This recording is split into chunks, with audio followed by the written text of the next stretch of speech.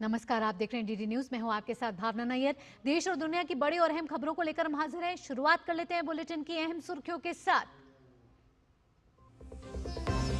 जातिगत सर्वेक्षण पर कर्नाटक सरकार का यू टर्न, 14 जातियों में ईसाई नाम किए रद्द। बीजेपी ने हिंदू धर्म को विभाजित करने की साजिश का लगाया था आरोप।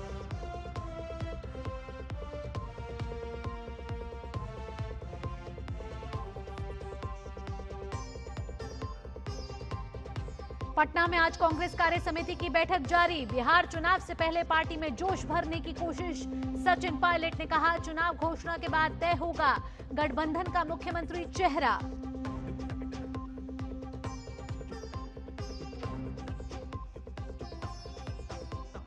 संयुक्त राष्ट्र महासभा में भारत ने की ग्लोबल साउथ देशों की उच्च स्तरीय बैठक की मेजबानी। विदेश मंत्री डॉक्टर एस जयशंकर का परामर्श को प्रमुखता देने के लिए मौजूदा मंचों का उपयोग करने का आह्वान। यूएनएचआरसी में भारत की दो टूक, अवैध कब्जे वाले भारतीय क्षेत्र को खाली करे पाकिस्तान। अपनों पर बमबारी की बजाय अर्थव्यवस्था को बचाने की सलाह। और खेल की खबरों में एशिया कप में आज भारत के सामने बांग्लादेश को चुनौती। जीते तो फाइनल का टिकट पक्का। बांग्लादेश के खिलाफ टी20 में भारत का पलड़ा भारी। खबर कर्नाटक से है। कर्नाटक राज्य पिछड़ा वर्ग आयोग ने सोमवार से शुरू हुई सामाजिक, आर्थिक और शैक्षणिक सर्वेक्षण या जाति सर्वेक्षण से ईसाई धर्म से जुड़ी 14 जातियों को हटा दिया है। आयोग ने कल अपने आधिकारिक बयान में कहा कि आदि आंध्र ईसाई, आदि कर्नाटका ईसाई, वुड्डास ईसाई, वाल्मीकि ईसाई और ऐसी अन्य जातियों को सर्वेक्षण सूची से बाहर कर दिया गया है। यह फैसला आयोग ने कल हुई बैठक में लिया। बयान में यह कहा गया है कि सुझाव मिलने के बाद इन जातियों को अंतिम सूची से हटा दिया गया है और इन्हें सर्वेक्षणकर्ताओं के हैंडबुक से भी हटा दिया गया है। इससे पहले भाजपा नेताओं का एक प्रतिनिधिमंडल ने आयोग अध्यक्ष मधुसूदन नायक से मुलाकात की और आग्रह किया कि इन जातियों को सूची में शामिल ना किया जाए। इस प्रतिनिधिमंडल में विधान परिषद में नेता प्रतिपक्ष चलवाड़ी नारायण स्वामी और वी सुनील कुमार शामिल थे। बैठक में भाजपा नेताओं ने कहा कि ईसाई टैग के साथ 48 जातियां सूची में थी, जिनमें से आयोग ने 33 जातियां हटाने पर सहमति जताई, लेकिन उन्होंने मांग की कि बाकी बची 15 जातियां भी हटा दी जाएं।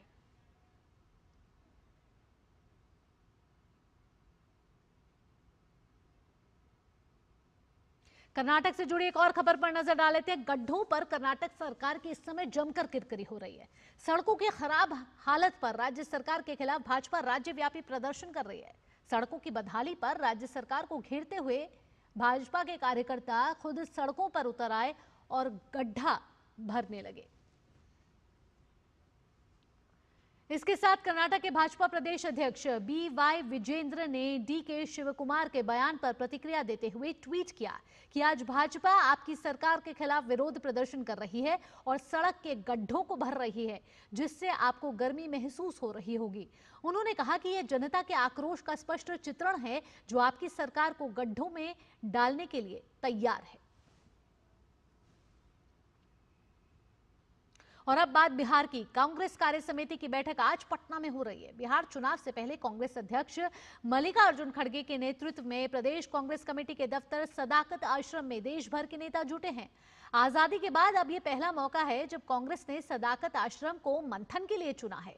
स्वतंत्रता संग्राम के समय महात्मा गांधी ने चंपारण सत्याग्रह इसी जगह से शुरू किया था, लिहाजा इस बैठक के कई मायने निकाले जा रहे हैं। कांग्रेस का मानना है कि इस बैठक से पार्टी को नई ऊर्जा मिलने वाली है। बैठक में राहुल गांधी, कांग्रेस शासित राज्यों के मुख्यमंत्री, बिहार प्रभारी कृष्णा अल्लावरू और देश भर से पार्टी के वरिष्ठ नेता इस समय पटना में इकट्ठा हुए हैं। कांग्रेस नेताओं में आज काफी उत्साह दिख रहा है। उनका मानना है कि बिहार देश की राजनीति में एक महत्वपूर्ण राज्य है और यहां होने वाले मंथन से पार्टी को नई दिशा मिलेगी। जाहिर तौर पर बैठक में बिहार विधानसभा चुनाव पर चर्चा तो होगी ही, लेकिन क्या यहां कार्य समिति को बुलाकर कांग्रेस महागठबंधन पर दबाव बनाना चाह रही है? दरअसल आपको बताएं कि मुख्यमंत्री पद के उम्मीदवार के बारे में सचिन पायलट ने आज एक बड़ा बयान दिया है। उन्होंने कहा है कि इंडी गठबंधन साथ मिलकर चुनाव लड़ रहा है, लेकिन सीएम का चेहरा चुनावों की घोषणा के बाद ही तय होगा। सीएम फेस में कांग्रेस कुछ नहीं बोल रही है। मिलकर चुनाव लड़ रहे हैं और पहले चुनाव की घोषणा हो जाए, सारी बातें सब स्पष्ट हो जाए। और भारत ने पाकिस्तान को एक बार फिर वैश्विक पटल पर आईना दिखा दिया है। मानवाधिकार परिषद के 60वें सत्र में जिनेवा स्थित भारत के स्थायी मिशन के सलाहकार क्षितिज त्यागी ने आतंकवाद के एक्सपोर्ट का सवाल उठाया। उन्होंने भड़काऊ बयानों के दुरुपयोग की बात करते हुए ये कहा कि पाकिस्तान को अवैध कब्जे वाले कश्मीर को अब खाली कर देना चाहिए। भारतीय राजनयिक क्षितिज त्यागी ने खैबर पख्तूनख्वा में नागरिकों पर पाकिस्तानी सेना के हमलों का मुद्दा उठाते हुए कहा कि पाकिस्तान पहले अपनी वेंटिलेटर पर पड़ी अर्थव्यवस्था को बचाने पर पहले ध्यान दे। भारत ने पाकिस्तानी रिकॉर्ड को मानवाधिकार हनन और उत्पीड़न से दागदार बताया और साफ किया कि अंतर्राष्ट्रीय मंच पर अब पाकिस्तान की दोहरी नीति उजागर हो चुकी है। भारत ने मानवाधिकार परिषद से सभी के लिए समान, निष्पक्ष और गैर भेदभावपूर्ण रवैया अपनाने की अपील भी की। A delegation that epitomizes the antithesis of this approach continues to abuse this forum with baseless and provocative statements against India. Instead of coveting our territory, they would do well to vacate the Indian territory under the illegal occupation and focus on rescuing an economy on life support, a polity muzzled by military dominance, and a human rights record stained by persecution. Perhaps once they find time away from exporting terrorism, harboring UN-proscribed terrorists, and bombing their own people. Bharat ने Pakistani record को मानवाधिकार हनन और उत्पीड़न से दागदार बताया और साफ किया कि अंतर्राष्ट्रीय मंच पर अब पाकिस्तान की दोहरी नीति उजागर हो चुकी है। भारत ने मानवाधिकार परिषद से सभी के लिए समान, निष्पक्ष और गैर भेदभावपूर्ण रवैया अपनाने की अपील की। Council must remain universal, objective, and non-selective in its approach. Our collective efforts should foster unity and constructive engagement, not division. We are concerned by the continued proliferation of country-specific mandates. Far from advancing the Council's core mandate, they reinforce perceptions of bias and selectivity.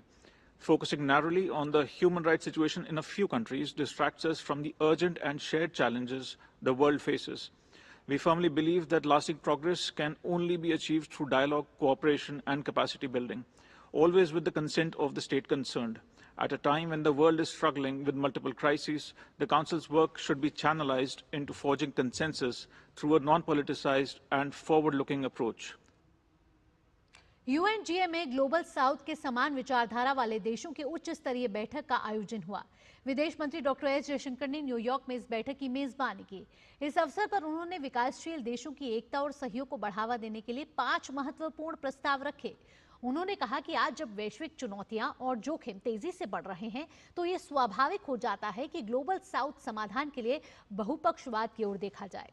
Global south देशों के बीच परामर्श को मजबूत करने और एकजुटता और सहयोग को प्रोत्साहित करने के लिए मौजूदा अंतर्राष्ट्रीय मंचों का उपयोग बढ़ाना, भविष्य की तकनीकों, विशेष रूप से एआई की संभावनाओं और विचार विमर्श पर उसके सकारात्मक उपयोग की दिशा में पहल करने का प्रस्ताव रखा गया।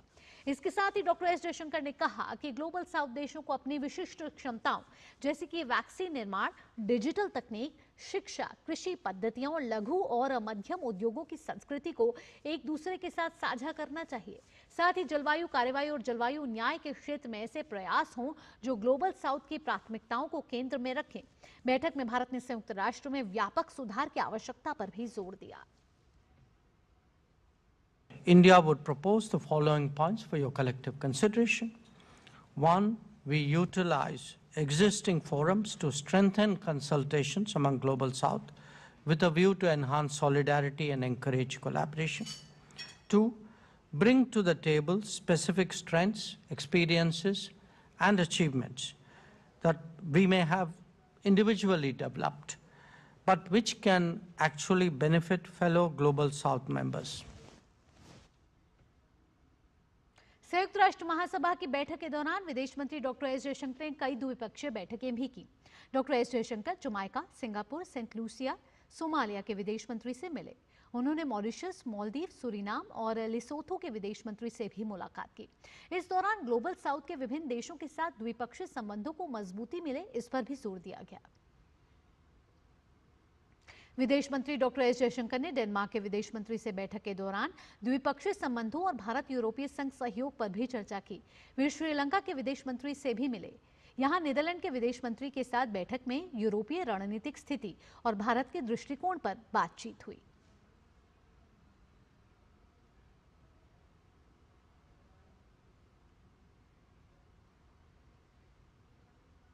प्रधानमंत्री नरेंद्र मोदी ने सऊदी अरब के ग्रैंड मुफ्ती के निधन पर शोक जताया है।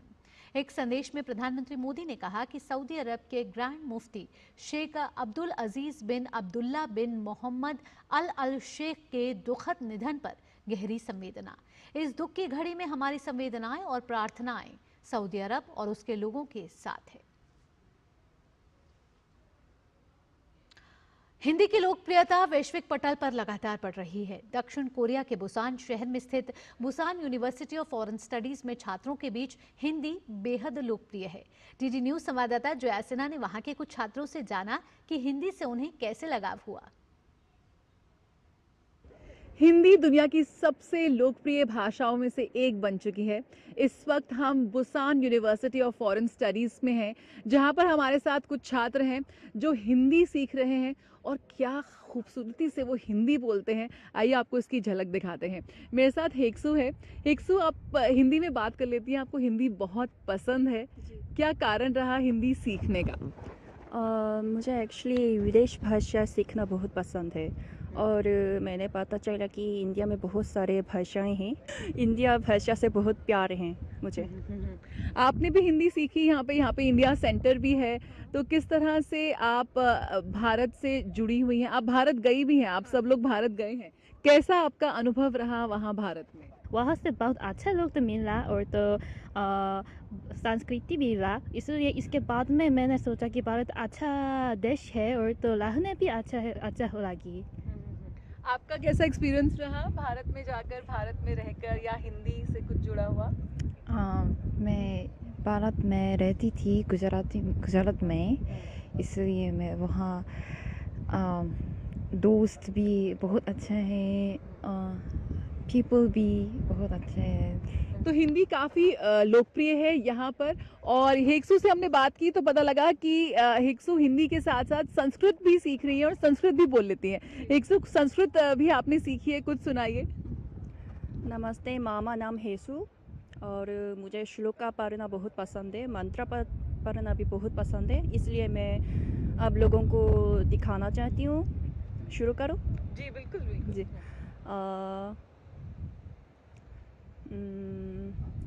ओम भूर्भुवः स्वः तत्सवितुर्वरेण्यं भर्गो देवस्य धीमहि धियो यो न प्रचोदयात्। उसके बाद ओम त्र्यंबकं यजामहे सुगंधिं पुष्टिवर्धनम् उर्वारुकमिव बन्धनान् मृत्युर्मुक्षीयमामृतात्। अद्भुत, बहुत ही सुंदर, बहुत ही सुंदर, बहुत ही सुंदर। यकीनन जो भारतीय भाषाएं हैं आज वो भारत से निकलकर पूरे विश्व में लोकप्रिय हो रही हैं। ये युवा हैं जो भारतीय भाषाओं को आत्मसात कर रहे हैं और कहीं ना कहीं दोनों देशों की संस्कृतियों को जोड़ने में ये भाषा अहम रोल अदा कर रही है। यहाँ Busan university of foreign studies में करीब 5000 से ज़्यादा छात्र पढ़ते हैं, अलग अलग भाषा यहाँ पर सीखते हैं, लेकिन हिंदी की जो यहाँ पर लोकप्रियता है वो अभूतपूर्व है। Camera person N S Shiva Kumar के साथ Jaya Sinha, DD news, Busan. Film निर्माता मेघना गुलजार की फिल्म सैम बहादुर को 71वें राष्ट्रीय फिल्म पुरस्कारों में राष्ट्रीय सामाजिक और पर्यावरणीय मूल्यों को बढ़ावा देने वाली सर्वश्रेष्ठ फीचर फिल्म का पुरस्कार मिला है। उन्हें यह पुरस्कार राष्ट्रपति द्रौपदी मुर्मू ने प्रदान किया। उनसे बात की हमारी संवाददाता शहला निगार ने। एक शख्सियत के किरदार को किस तरह से उसके साथ इंसाफ हो सके, कितना मुश्किल होता है? आसान तो फिल्म बनाना कभी भी नहीं होता, पर जब आपके देश के वो पहले फील्ड मार्शल हैं, ऊपर से मतलब आपके सब इतने चहीते और इतने रिस्पेक्टेड चीफ ऑफ आर्मी रह चुके हैं, तो वो जिम्मेदारी दुगनी नहीं चौगुनी हो जाती है। और जब फिर अवार्ड मिलता है उस फिल्म के लिए तो आपको मतलब कहीं ना कहीं ये संतुष्टि होती है कि आपने अपना काम और टीम ने अपना काम सही तरीके से किया। 71वें राष्ट्रीय फिल्म पुरस्कार समारोह का आयोजन नई दिल्ली में किया गया। बेस्ट डायरेक्टर बने Sudipto Sen. Film the Kerala story के लिए निर्देशक सुदीप्तो सेन को बेस्ट डायरेक्टर का नेशनल अवार्ड मिला। उनसे बात की हमारी संवाददाता शहला निगार ने। हमारे साथ निर्माता निर्देशक सुदीप्तो सेन जी हैं। बहुत बहुत शुभकामनाएं सबसे पहले तो आपको इस अवार्ड के लिए। Thank you so much. नमस्कार। जब ये कॉल आया तो कैसा लगा आपको? विश्वास तो नहीं हो रहा था, क्योंकि यस, हमारी फिल्म जो है द केरला स्टोरी इस देश की लोगों की मन के अंदर जितनी गहराई पॉसिबल है उतनी गहराई तक पहुंच चुका था। हजारों लाखों करोड़ों भी लोगों की दिल में छू चुके थे। तो मुझे लगा था कि हमारी फिल्म को कुछ अच्छे अवार्ड मिलेंगे, या तो बेस्ट फिल्म अवार्ड मिलेगा, लेकिन मुझे बेस्ट डायरेक्टर मिलेगा। ये मेरे लिए एक सारियल फीलिंग है।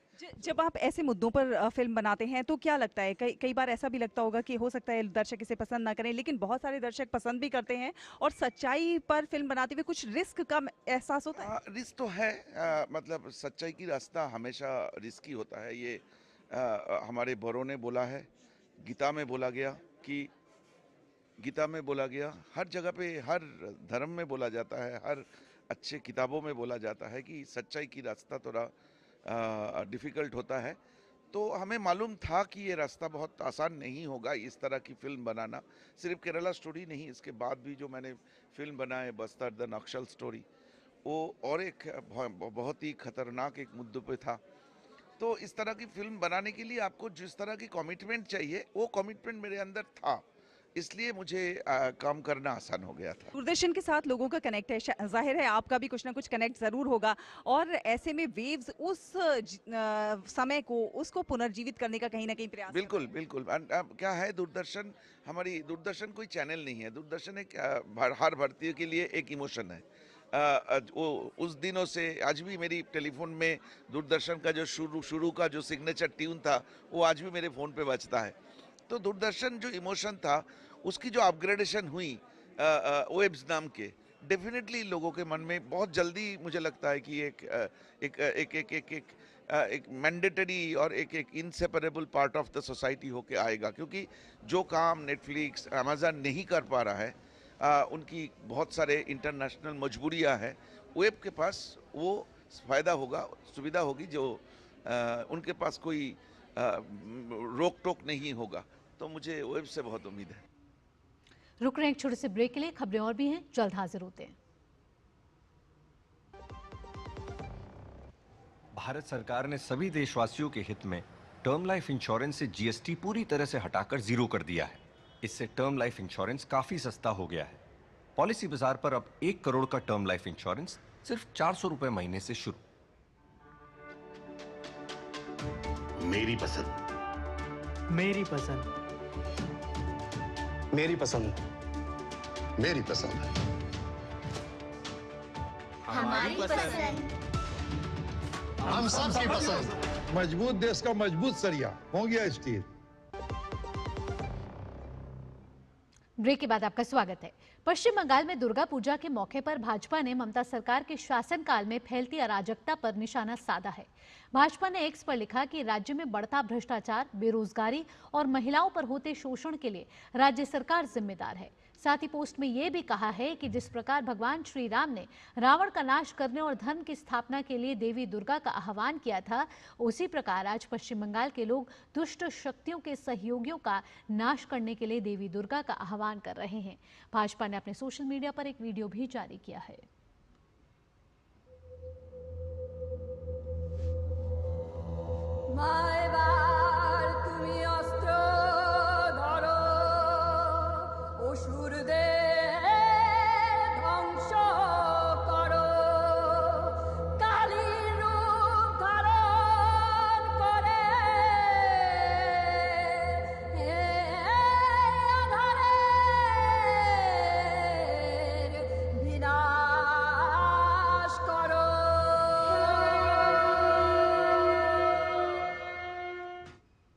देश भर में शारदीय नवरात्र का पर्व श्रद्धा और उमंग के साथ मनाया जा रहा है। आज मां के तीसरे स्वरूप चंद्रघंटा की पूजा अर्चना की जा रही है। दिल्ली स्थित झंडेवालान और छतरपुर मंदिर में सुबह की आरती की गई। देवी के इस स्वरूप को बेहद सौम्य और शांत बताया गया है। इनकी पूजा करने से सम्मान, आत्मविश्वास और सुखों में वृद्धि होती है। इनके मस्तक पर एक घंटे के आकार का चंद्रमा है। इसी के चलते माता का नाम चंद्रघंटा पड़ा। खेल जगत से जुड़ी खबरों का रुख कर लेते हैं। एशिया कप क्रिकेट के सुपर 4 चरण में आज भारत का मुकाबला बांग्लादेश से होना है। इस महत्वपूर्ण मैच में भारतीय टीम अपनी अजेय बढ़त को बरकरार रखते हुए फाइनल में अपनी जगह पक्की करने के इरादे से मैदान में उतरेगी। टूर्नामेंट में अब तक भारत का प्रदर्शन शानदार रहा है। टीम ने अपने बल्लेबाजी और गेंदबाजी दोनों से ही विरोधियों पर दबदबा बनाया है। टीम इंडिया के सामने अब बांग्लादेश की चुनौती है। आइए जानते हैं कि T20 फॉर्मेट में किसका पलड़ा इस समय ज्यादा भारी लग रहा है। एशिया कप में सुपर 4 के अपने दूसरे मुकाबले के लिए टीम इंडिया तैयार है, जहां टीम का सामना अब बांग्लादेश से होना है। बुलंद हौसले के साथ टीम इंडिया ने पाकिस्तान को अपने सुपर 4 के पहले मुकाबले में शिकस्त दी थी। अब यही हौसला बांग्लादेश के खिलाफ जीत की कहानी लिखने को बेताब है। वैसे 2024 की शुरुआत से अब तक भारत ने T20 क्रिकेट में 32 मैच जीते हैं और सिर्फ 3 हारे हैं। भारत और बांग्लादेश के बीच T20 फॉर्मेट में टीम इंडिया का दबदबा भी देखने को मिलता है। भारत और बांग्लादेश ने साल 2009 से अब तक कुल 17 T20 मुकाबले खेले हैं, जिसमें 16 मैच टीम इंडिया ने जीते हैं, जबकि सिर्फ एक ही मुकाबला बांग्लादेश अब तक जीत सका है। बांग्लादेश ने नवंबर 2019 में भारत के खिलाफ पहली और इकलौती बार T20 मुकाबला अपने नाम किया था। इसके बाद से भारत ने इस टीम के खिलाफ लगातार 8 T20 मुकाबले जीते हैं। भारत ने बांग्लादेश के खिलाफ T20 फॉर्मेट के एशिया कप में अब तक सिर्फ 2 ही मैच खेले हैं, जिसमें दोनों मुकाबले टीम इंडिया के नाम रहे हैं।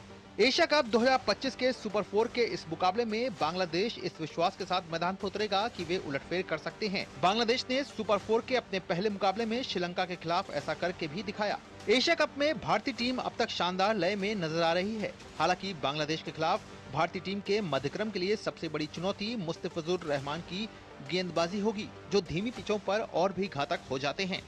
टीम इंडिया इस मैच को जीतकर एशिया कप के फाइनल में अपनी जगह को मजबूत करना चाहेगी। वहीं बांग्लादेश की कोशिश भी रहेगी कि वो जीत का स्वाद चख सके। दुबई से मुकेश शुक्ला की रिपोर्ट, टीडी न्यूज। अंतर्राष्ट्रीय क्रिकेट परिषद ने मंगलवार को अमेरिकी क्रिकेट की सदस्यता तत्काल प्रभाव से निलंबित कर दी है। आईसीसी ने यह कार्रवाई यूएसए क्रिकेट द्वारा लगातार दायित्वों के उल्लंघन और खेल की साख को नुकसान पहुंचाने के चलते की है। आईसीसी बोर्ड की बैठक में फैसला 1 वर्ष की समीक्षा और हितधारकों से बातचीत के बाद लिया गया। परिषद ने कहा कि यूएसए क्रिकेट प्रभावी शासन संरचना लागू करने, अमेरिकी ओलंपिक और पैरालंपिक समिति से मान्यता हासिल करने और संचालन सुधारों में पूरी तरह विफल रहा है। हालांकि निलंबन के बावजूद अमेरिका की राष्ट्रीय टीमें आईसीसी टूर्नामेंटों में हिस्सा ले सकेंगी, जिनमें 2028 लॉस एंजलिस ओलंपिक की तैयारियां भी शामिल हैं। ईडी ने पूर्व क्रिकेटर युवराज सिंह से बेटिंग ऐप मामले में मंगलवार को लंबी पूछताछ की। ये पूछताछ करीब 7 घंटे तक चली। 43 वर्ष के युवराज मंगलवार दोपहर 12 बजे एजेंसी के दफ्तर पहुंचे और रात 8 बजे से कुछ समय पहले वहां से बाहर निकले। ईडी ने इस जांच के तहत पिछले कुछ हफ्तों में पूर्व क्रिकेटरों सुरेश रैना, शिखर धवन, रॉबिन उथप्पा के अलावा तृणमूल कांग्रेस की पूर्व सांसद और अभिनेत्री मिमी चक्रवर्ती और बंगाली अभिनेता अंकुश हाजरा से भी पूछताछ की। इसी मामले में अभिनेता सोनू सूद को भी ईडी ने तलब किया है।